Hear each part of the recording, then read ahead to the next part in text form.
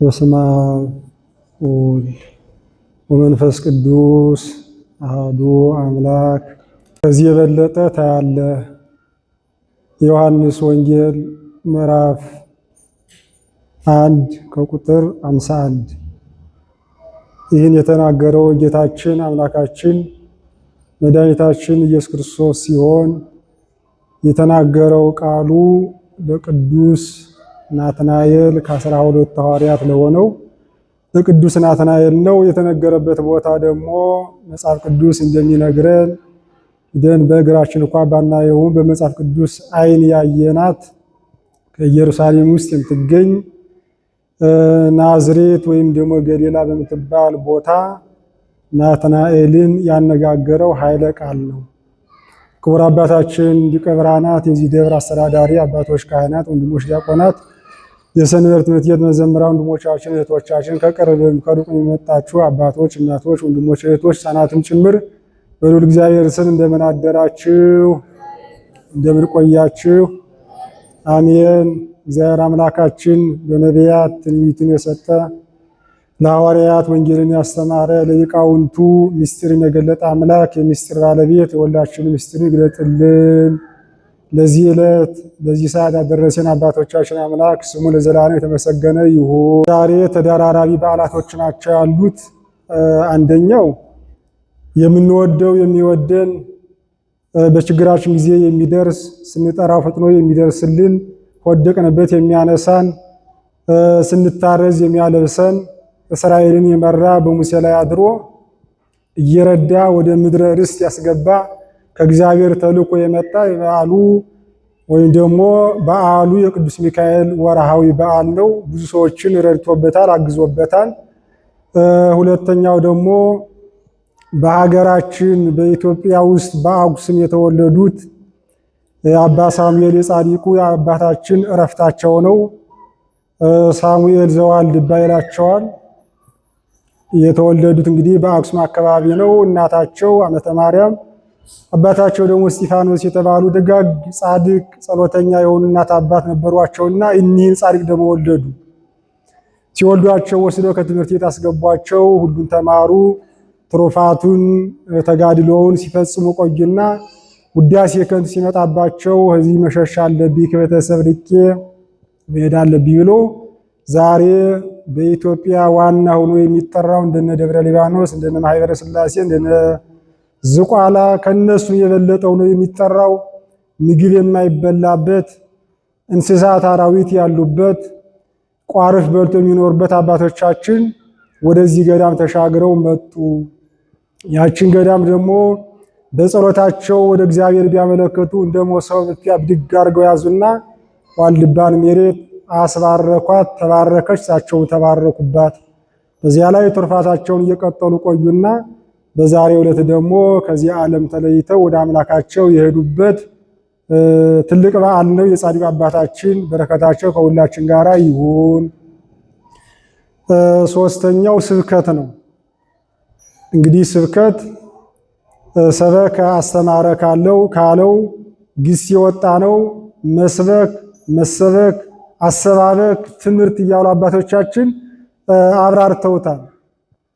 እንግዲህ ስብከት የተባለው በመላእክት ጀምሮ የተጀመረ ሲሆን ጌታችን ኢየሱስ ክርስቶስ ወርዳለው ወለዳለው ሲሉ ሰምተው መላእክትም አመስግነውታል። መቼ ወርዶ በአጭር ቁመት በጠባብ ደረት ተወስኖ አይተነው እያሉ ሲጸልዩ ሲያመሰግኑ እንዲሁ ደግሞ ተወስኖ አይተውታል። ከዚያ ሲመጣ ደግሞ ወደ ነቢያት መጣና ነቢያት የተናገሩት ስብከት ነው። እንግዲህ በአሁኑ በሐዋርያት ብቻ አሁን ባለንበት ወቅት ብቻም ሳይሆን በነቢያት የተነገረ በሙሴ ሕግ የተጻፈ ለክርስቶስ የተሰበከለት ከሰማየ ሰማያት እንደሚወርድ ከድንግል ማርያም እንደሚወለድ እንደዚሁም ተወልዶ ደግሞ እንደሚጠመቅ እንደሚያስተምር እንደሚሞት እንደሚነሳ እንደሚያርግ ደግሞ እንደሚመጣ በደንብ አድርገው ነቢያት የተናገሩለት ስብከት እየተባለ እቺ ሳምንት ይህ ሳምንት ይነገራል። ስብከቱ እንግዲህ ከታኅሳስ በገባ በሰባተኛው ቀን ከ7 እስከ 13 ቀን ባሉት ቀናት ነው የሚመላለሱት። በተለይ እነዚህ ሶስቱ ሳምንታት አሁን የያዝነው ስብከት ቀጣዩ ብርሃን፣ ከዛ ቀጥሎ ደግሞ ኖላዊ፣ ወደዛ ደግሞ ቀጥለን ደግሞ ወልደቱ ደግሞ ያው ልደት ብለን እናከብረዋለን። ይህን ግን በሚገባ አድርገው ብርሃንን ኖላዊ የሚለውን በሚቀጥለው ሳምንት እንማራለን። የዛሬው ደግሞ ስብከት እያሉ አባቶቻችን ነቢያት የተናገሩለት ሙሴ በሕጉ የጻፈለት ሙሴ በሕጉ ጽፎለታል። 5 መጻሕፍቶች ጽፏል። ስለ ፍጥረት እንዴት እንደተፈጠረ ወይም ደግሞ እንዴት አድርጎ እንደፈጠረው፣ እዛ ደግሞ ዘጸአት ወደ ግብፅ መሰደድ፣ ከግብፅ ለመውጣት፣ እንደዚሁ ደግሞ ዘኍልቍ እያለ የሕዝብ አቆጣጠር ሕዝቡ እንዴት ብሎ ይቆጠር፣ ሕዝቡ የጠፋው የሞተው ያለው ወይም ደግሞ ሸሽቶ የሄደው ለመቁጠር ዛሬ ያለ ሕዝብ ቁጠራ የተጀመረው። በፊት በሙሴ ጀምሮ ሕዝቦችን እንቆጠራቸው ነበር። ምን ያህል ሕዝብ እንዳለ፣ ምን ያህል ሕዝብ እንዳረፈ ወይም ደግሞ ምን ያህል ሕፃናት እንደተወለዱ በደንብ አድርጎ የሚቆጥር ዘኍልቍ እያለ የምንጠራው አለ። እዛ ደግሞ ዘሌዋውያን የሚለውን ጽፎታል። የሌዋውያን የሚለው አገልግሎት እንዴት ብሎ ይገልገል፣ ሌዋውያን በምን መልኩ ነው የሚያገለግሉት፣ ከሕዝቡ ተለይቶ በምን መኖር አለባቸው፣ ርስ ጉልት ወይ ይሰጣቸው እያለ ደግሞ ስለ ሌዋውያን ስለ አገልግሎት ጻፈ። ከዛ ደግሞ እነዛን 4 መጻሕፍት ደግሞ ጥቅልል አደረጋቸውና ኦሪት ዘዳግም ብሎ ከሁሉ አወጣጥቶ ደግሞ ዘዳግም ብሎ ዳግመኛ ደግሞ 5ኛ አድርጎ ኦሪት ዘዳግምን ጻፈልን ማለት ነው። እና በዚህ ውስጥ አባቶቻችን ምንድነው የሚሉት ከአብርሃም ጀምሮ እስከ ዳዊት ያለው 14 ትውልድ ነው። በዚህ ውስጥ ሲነገርለት ቆይቷል። ጌታችን መድኃኒታችን ኢየሱስ ክርስቶስ ከሰማየ ሰማያት እንደሚወርድ እያሉ አባቶቻችን አብራርተው አስቀምጠውታል። እና ነቢያት በዚህ ብዙ ምሳሌ መሰሉለት። እመቤታችንን ከልጇ ጋር እየመሰሉ በዕፅ በገራይት በመሶበ ወርቅ በተቋም በበትረ አሮን እየመሰሉ በገዳም እየመሰሉ ጌታችን በገዳም ጌታችን ደግሞ በአንበሳ እየመሰሉ በኮክ በእብን እየመሰሉ ብዙ ምሳሌ የተመሰለበት ብዙ ትንቢት የተነገረበት በዚች ከ7 እስከ 13 ባለው ስብከት እያለ ወይም ደግሞ ስብከት እያከበር እንገኛለን ማለት ነው። እና ቀድሞ በመዝሙረ ዳዊት ላይ ስንመለከተው ፈኑ እዴከ ማርያም አድነኒ ወአልሃኒ እማይ ብዙ እደዊሆሙ ለደቂቀ ነኪር እያሉ ዲያቆናቱ ዘምረውታል፣ አመስግነውታል። ማን ነው ይህን የተናገረው? ዳዊት በወቅቱ ከጎልያድ ጋር በተጣላ ጊዜ እስራኤልን በሚያሳድበት ጊዜ ጎልያድ ፍልስጤማዊውን በሚመጣበት ጊዜ ዳዊት ሕፃን ነው። እሱ ግን ሰይፉን ይዞ ሲመለከተው ዳዊት ደግሞ በትሩን ብቻ ይዞ ነበር ከወንጭፉ ጋርና እንደ ውሻ በትር ትመጣለህን ብሎ ያጉራራበትን ያንን ሲመለከት ፈኑ እዴከ እጅህን ከላይ ላክልን ከዚህ ከክፉ ነገር ከሽታችን ከዚህ ከአዘቅቱ ከመጣብን ኃጢአት ሁሉ አድነን እያለ ለጊዜው ለጎልያድ ነበር የተነገረው። ፍጻሜው ግን ያው ነቢያት በዲያብሎስ እጅ ተቀጥቅጠው በመንጸፈ ደይን ወድቀው ስለነበሩ እነ ዳዊት ሁሉ የተናገሩበት እነ ኤልያስ ማነው እነ ኢሳይያስ ደግሞ የተናገሩበት ናሁ ድንግል ትጸንስ ወትወልድ ወልደ ወይሰምዕ አማኑኤል ዘበትርጓሜው እግዚአብሔር ይመስገን እያሉ ምዕራፍ 7:14 ላይ ድንግል በድንግልና ጸንሳ ትወልዳለች ስሙም አማኑኤል ይባላል። አማኑኤል ማለትም ከኛ ጋር ማለት ነው እያሉ የተናገሩበት ትንቢት የሰበኩበት ለማን በወቅቱ ለነበሩ ሰዎች ቢሰሙም ባይሰሙ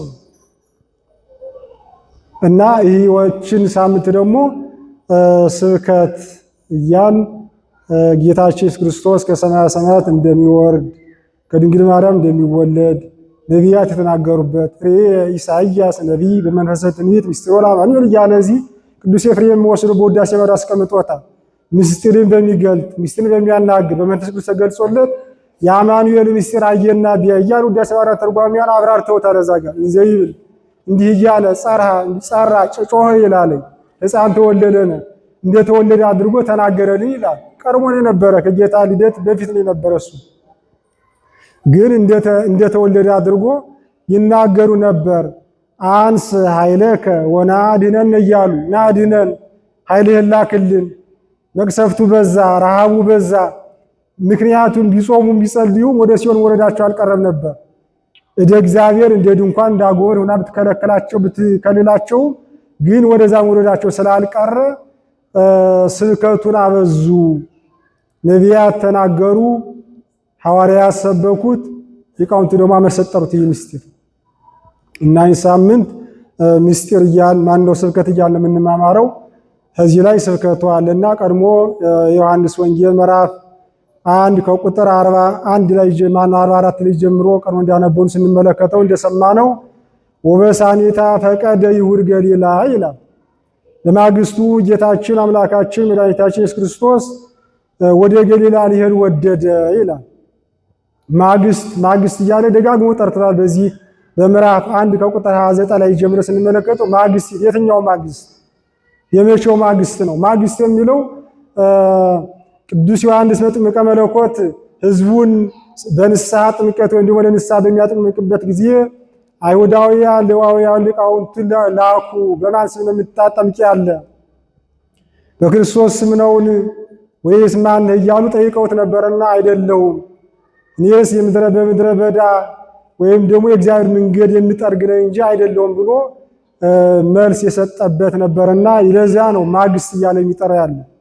ከዛ በኋላ ደግሞ 29 ላይ ስንመለከተው ወደዛ ሄደና ናሁ ነዋ በጉ ለእግዚአብሔር ዘያሐጥጥ ኃጢአተ ዓለም እያለ ተናገረ። ጌታችን ክርስቶስ ወደ ዮሐንስ ሲመጣ አይቶ እነሆ የዓለሙን ኃጢአት የሚያስወግድ የእግዚአብሔር በግ ከኔ በፊት የነበረ ከኔ በኋላ ይመጣል ያልኳችሁ ይህ ነው ብሎ ተናገረ ይላል እና እዛ ወረድ ብሎ ደግሞ 35 ላይ ዮሐንስ ጌታችን ኢየሱስ ክርስቶስ ይህን ከተነጋገሩ በኋላ ሲሄድ አየውና አሁን ደግመው ይህን ቃል ነዋ በጉ ለእግዚአብሔር ዘያሐጥጥ ወያሴስል ኃጢአተ ዓለም እነሆ የዓለሙን ኃጢአት የሚያስወግድ የሚያስተሰርይ የሚደመስስ የእግዚአብሔር በግ ሄደላችሁ አላቸው።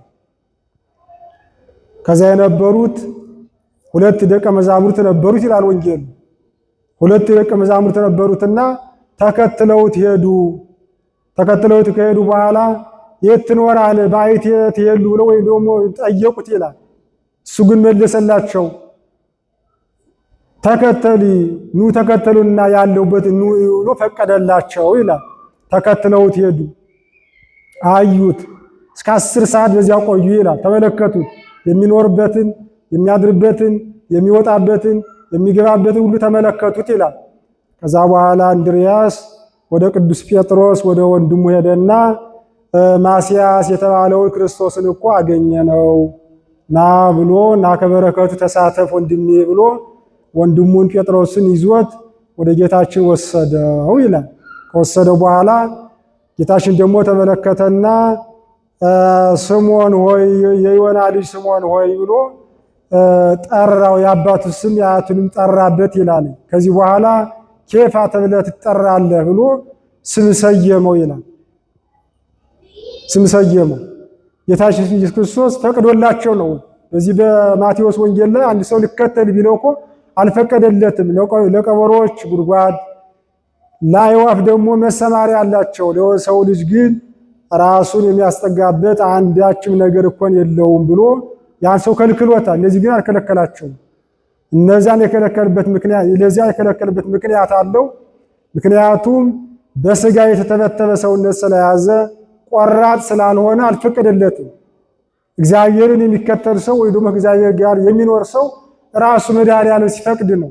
እዚህ መምጣታችንም እሱ ሲፈቅድ ነው። ተኝተው የቀሩም አሉ እግዚአብሔር ያስፈቀደላቸውና ቅዱስ ጴጥሮስ ደግሞ ወንድሜ ወይ ብሎ አመሰገነና ከወንድሙ ጋር ከዮሐንስ ጋር ተያይዘው ከእግዚአብሔር ሂደው በረከት ተቀበሉ ነው የሚለው። ከዛ በኋላ ነው በማግስቱ ወበሳኒታ ፈቀደ ይሁድ ገሊላ ወደ ገሊላ ሊሄድ ወደደ። ከዛም ሲሄድ ደግሞ ማንን አገኘው? ወረከቦ ለፊልጶስ አገኘውና አሁንም ና ተከተለ ያለው ማቴዎስ እንደዚህ በምዕራፍ 9 ላይ ስንመለከት ከመቅረጫው ግብር ከሚገብበት ቤት ላይ ነው ያገኘውና ና ተከተለ ይስሩ አላቅማማም። እርግፍ አርጎ የሰበሰባትን ሳንቲሙን ሁሉ ጥሎ ወዛው ላይ የምን ቀረጥ ነው የምን ግብር ነው ብሎ ጣጥሎ ኢየሱስ ክርስቶስን ተከትሎ እንደሄደ ሁሉ ይሄኛው ደግሞ ተከተለ ይስሩ ፊልጶስን ተከትሎት ሄደ። ወደ ገሊላ ደረሱ። እዛ ላይ ፊልጶስ ናትናኤልን ወንድሙን ምንድነው ያለው? አሁንም ተናጋገረው። ጌታችን ኢየሱስ ክርስቶስን እኮ አገኘ ነው ብሎ ሲጠይቀው እውነት ከናዝሬት መልካም ሰው ሊወጣ ይችላልን አለ። ቀርባ ድምጣችሁት ከሆነ ወንጌል በልብ አድርጋችሁ ከሆነ ከናዝሬት መልካም ሰው ሊወጣ ይችላልን? አይመስለኝም አለ። አይመስለኝም። ሂደህ ሂድ ተመልከት አለ። በሚሄድበት ጊዜ ጌታችን ክርስቶስ ነዋ ዘበአማን እስራኤላዊ ዘአልቦ ጽልሁት ውስተ ልቡ፣ ተንኮል የሌለበት ክህደት የሌለበት ኑፋቄ የሌለበት ሐሰት የሌለበት እውነተኛ እስራኤል አሁን መጣ ብሎ መሰከረለት ጌታችን ክርስቶስ። ፊልጶስ ሳይጠራ ገና ከበለስ ዛፍ ስር አውቄሃለሁ አይቻለሁ ዝም ብለህ አትጠራጠር ብሎ መለሰለት እና ያን ጊዜ በአማን አንተ ወልደ እግዚአብሔር ወንጉሰ እስራኤል የእግዚአብሔር ልጅና የእስራኤል ንጉስ እውነተኛው ንጉስ አንተ ነህ አለው። ክርስቶስ ከበለስ ዛፍ ስር አየው ስላልካመንክን ከዚህ የበለጠ ታያለህ። ሚዚየስ ዘያቢም ዝትሬይ ከዚህ የበለጠ ታያለህ። ሰማያት ሲከፈቱ የእግዚአብሔር መላእክት ወደ ሰው ሲወርዱ ሲወጡ ታያላችሁ ብሎ በአራት ነጥብ ዘጋው ይላል እና ዛሬ በዚህች ዕለት ከስብከት ተጨማሪ ጌታችን ኢየሱስ ክርስቶስ እነ ፊልጶስን እነ ናትናኤልን የጠራበት የተነጋገረበት ፊልጶስ፣ ናትናኤል፣ እንድርያስ፣ ዮሐንስ፣ ጴጥሮስ በረከት ያገኙበት ስለሆነ ቤተክርስቲያን ደግሞ ሕዝቦቿን ካህናቶቿን ሰብስባ ደግሞ ክርስቶስ በተባለ በክርስቲያን ቤት በቤተክርስቲያን ውስጥ መጠን ደግሞ ሁላችን በረከት እንቀበላለን ማለት ነው። ስለዚህ ሁላችን ደግሞ እግዚአብሔር የሚመለከት ልቦናን ነው እንጂ ሰውነትን አይደለም፣ ሀብት ንብረት አይደለም። እግዚአብሔር የሚያየው እግዚአብሔር የሚያድርበት ሰው አይታወቅም። ተከተለኝ ሲሉት ተከተሉ። ቤተክርስቲያናችንን መተን ማየት አለብን። ራሳችንን ደግሞ ማየት አለብን። ከቤተክርስቲያን ይልቅ ደግሞ ራሳችን የማን ነው ብሎ ማየት አለብን። ናትናኤል ራሱን አልተመለከተም፣ ግን ራሱ ደግሞ ፊልጶስ ናመተይ ባይን እይ አይቶ መረዳት ያስፈልጋል እና መጥቶ ማየት ነው ያለብን ሁላችንም። እስራኤላዊ ንጹህ ሰው አለ። ምክንያቱም እስራኤል የሚባል የአብርሃም የልጅ ልጅ እስራኤል ይህ ያዕቆብ በኋላ እስራኤል የተባለ ጌታችን ክርስቶስን ካልባረከ አለቅም እያለ በረከት የተቀበለ እስከሆነ ድረስ ይሄኛውን ደግሞ ልክ እንደዛው ነው እያለ እስራኤላዊ እያለ መሰከረለት ይላል። እንዳው ዛሬ ሰው መልከ መልካም ናት፣ ጥሩ ናት፣ ስራው፣ አቋሙ፣ አካሄዱ፣ አረማመዱ፣ ሲያበላ፣ ሲያጠጣ፣ ሲጽፍ፣ ሲደጉስ፣ ሲያስተምር፣ ሲማር ሲበላው ሰው ደስ ይላል ውስጡ። እንደው በሰው ደረጃ እኮ ስንመለከት አፍ እኮ አውጥቶ ሰው አመስግኑ ባይልም ሰው በተፈጥሮው እንዳው ዝም ብሎ ውዳሴ ከንቱ እንላለን እንጂ ውስጣችን ይፈልጋል። በአንደበታችን አውጥተን ባናገረው እያንዳንዱ ሰው መልከ መልካም የሆነችው መልከ መልካም እንዲለት ትወዳለች። ምታበላ ምታጠጣ ወይ ደግሞ ያበላ የሚያጠጣ ከሆነ ደግሞ እንዲመሰግን ይፈልጋል። አስተማሪ ከሆነም እንደዚሁ። ይህ ደግሞ ክርስቶስ ነው ራሱ የመሰከረለት ዘአልቦ ጽሩት ውስተ ልቡ፣ በልቡ ክፋት የለበትም አለ። ምናልባት እኛ ውስጣችን ተንኮል ሊሞላ ይችላል፣ ላያችን ግን ብዙ ንጹህ ልንሆን እንችላለን። ውስጣችን ግን በተንኮል የተሞላ ነው። ስለዚህ እግዚአብሔር ግን ልቡናን መርምሮ የሚያውቅ ስለሆነ ዘአልቦ ጽሩት ውስተ ልቡ ብሎ ጌታችን ክርስቶስ መሰከረለት። እኛ ደግሞ የሚያስመሰክር ስራ መስራት አለብን። እንዲሁ ዝም ብለን በከንቱ ውዳሴ መጎዳደስ ብቻ ሳይሆን ሰዎች ቢያመሰግኑለት ትንሽ ቀን ከፍ ቢያደርጉ ነገ ያወርዱናል። ነገ በሹመት ቢኖር ነገ ደግሞ ይዋረዳል እና ምንድነው ያለው? ይህን ካለው በኋላ በየት ታውቀኛለህ ደግሞ አለው። ንጹህ መሆኔን ተንኮል እንደሌለብኝ በምን ነው የምታውቀው? ይሎ ደግሞ እንደው ምልክት ፈለገ። ምልክት ሲፈልግ ምንድነው ያለው? ፊልጶስ ሳይጠራ ከዛፉ ስር ከበለሷ ዛፍ ስር አይቻለሁ። ያን ጊዜ አመነ። ምክንያቱም ያቺ በለስ ዛፍ ስር አባቶቻችን ምንድነው ያሉት? ጌታችን ክርስቶስ ወደ ግብፅ በሕፃንነቱ የሚሰደበት ጊዜ ሄሮድስ ሕፃናትን በሚያስፈጅበት ጊዜ እናቱ በምን አድርጋ በዚህ በብረት ቀፎ አድርጋ ወስዳ ከዛች በለስ ስር አስቀምጣው ነበር። ምክንያቱም ዝም ብላ ብጥለው ድምፁ ሊሰማ ነው፣ መጥቶ ሊያየው ነው፣ ሊገደል ነው። ስለዚህ በዛ አስቀመጠችውና ከዛች በለስ ሳር ነው ያደገ። እዛችሁ መታ ማአቱ ማይበሉ ሞገዱ ካለፈ ወላ መታ ብታየው ልጇን አገኘሽ። ከዛ ከቀፎው ስራ ወጣችውና ከዛችሁ ሳይለቅ ከዛፏ ስር ነው ያደገና ይህ ሁሉ ነገረው። ያን ጊዜ ግን አመነ።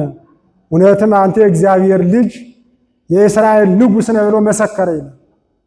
መሰከረለት። ጌታን መሰከረ፣ እሱም መሰከረለት። እውነት ነው አድጌያለሁ። እዛ በሕፃንነቴ እኮ ባላውቀውም ከዛ በኋላ ግን ከዛች በለስ ስር ሁኜ አድጌባታለሁ። ቦታዬ ናት አለ። ቦታዬ ናት አለ እና ጌታችን ኢየሱስ ክርስቶስ እንደማያውቁን ስራ መስራት የለብንም። እኛ ያያል፣ ይመለከታል። ከየት እንደምንኖር፣ የት እንደምንሄድ፣ ምን እንደምንበላ፣ ምን እንደምንጠጣ፣ ምን እንደምንሰራ ይሄ ለኛ የሚያስተምር ትልቅ ትምህርት ነው። አያውቀኝ ማየኝ ማለት የለብንም።